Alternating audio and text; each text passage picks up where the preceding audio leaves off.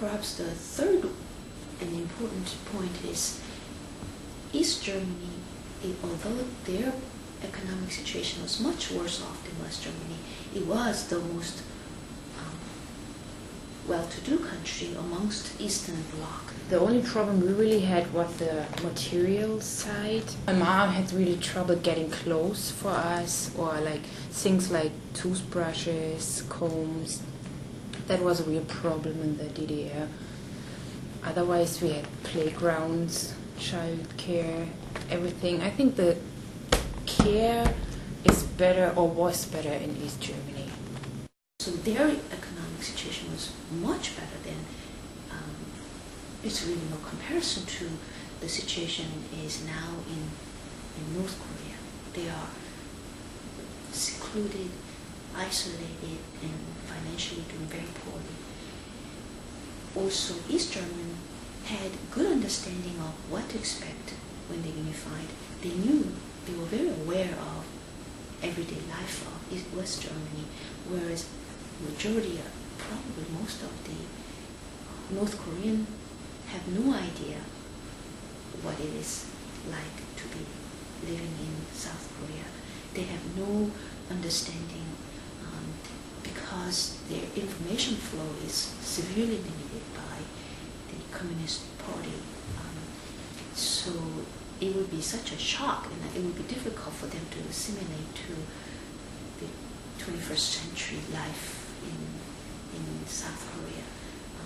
Their living situation, I think, it's just so far behind. I don't even know how they will take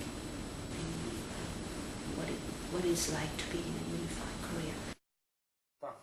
During unification, there got to be increased homogeneity between the two. There got to be increased understanding between the two.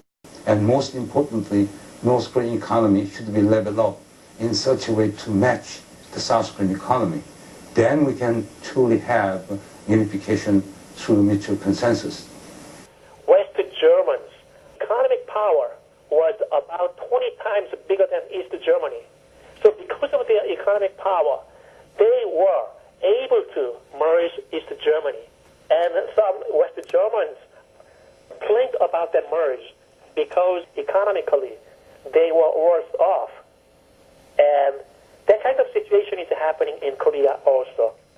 South Koreans' economic power in terms of GDP is about, I would say, 30 times bigger than North Korea. South Koreans can support North Koreans. Another factor that needs to be taken into consideration when discussing the possibility for unification is the international community. When Germany reunified, it was able to do so because of good external relations, with the European détente taking place in the 1970s.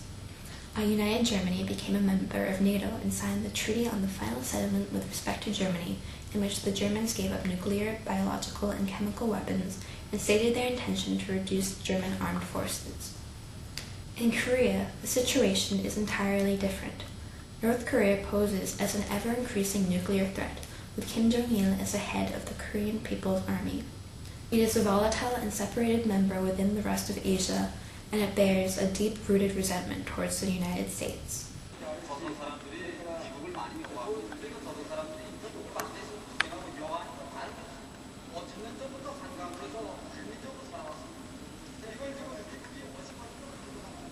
That's why they started the war, because it was not acceptable to be divided.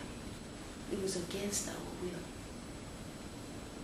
In long history of Korean people, it doesn't matter if you're communist or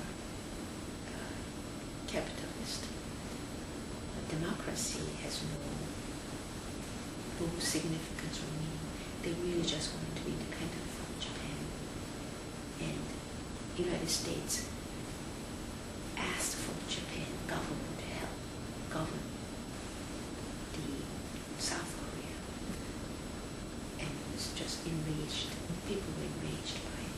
There was a big anti-American demonstration when students realized that it was all America, it's all United States, that divided Korea. And in a way, prevented unification when the Korean War broke. So in a way, the United States is not the savior of Korea. Although it's a beneficiary, we are the beneficiary. South Korea was beneficiary states. But if you just consider if unification was the goal, and that's what Korea wanted, in a way, the United States prevented that from happening by intervening in a civil war. It should have been a civil war. It is a civil war.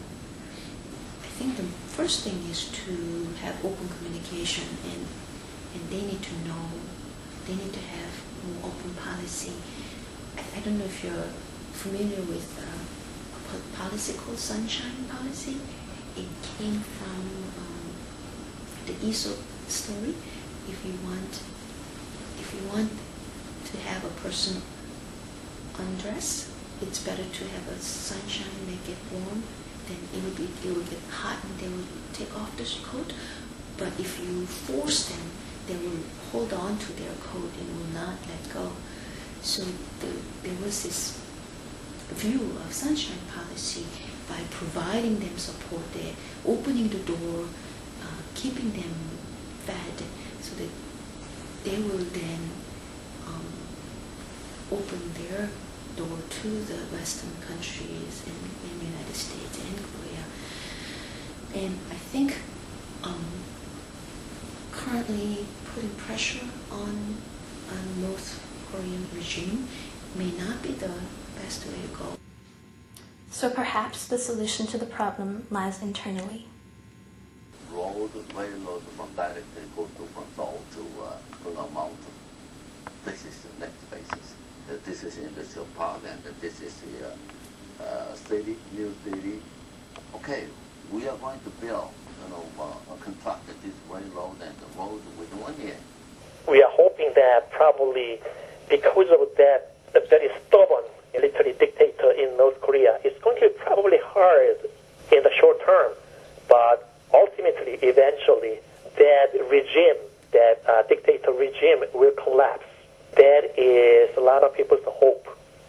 And once they open up the border and people realize how suppressed they had been within a closed society, I think that they will speak up and they will rally too. South Koreans are hoping for that kind of gradual transitional movement in North Korea. I think a time will come in North Korea too, as it did in South Korea. South Koreans were under the same military dictatorship. At the time, I almost gave up. There was no way of escaping from that kind of military dictatorship. But actually it happened. For 30 years, they've been under bad military dictatorship. But they got out of it, and they established their democracy. Once that kind of movement is spreading, I think it's a matter of just time. North Koreans will realize how suppressed they have been. One military dictator cannot just rule the country forever. People will rally. They are starving. People are starving. If the North Korean government or Kim Jong-il cannot provide just very bare necessity, food or shelter, well, people cannot just stand forever. And it's a lot of cultural influence and external influence too, through South Korea, eventually will influence them and then hopefully help them get out of that long tunnel of a dictatorship. We share a lot of history, and they are, in a way, relatives to us. I think there's a more of feeling that they are victims of few leaders, and the ordinary people in North Korea are being led by incompetent leaders, and they are suffering. I think there is a definite feeling of feeling sorry for them, while South Koreans are enjoying all the modern benefit of modern civilization, that they are far behind, and they are lacking the minimum that any human would need to have. I think there's a definite feeling of wanting to embrace them and trying to help. I think my generation is over that point now, that they say it's Germany and it's West Germany and it's one Germany. We've been one country and we will become one country like Germany.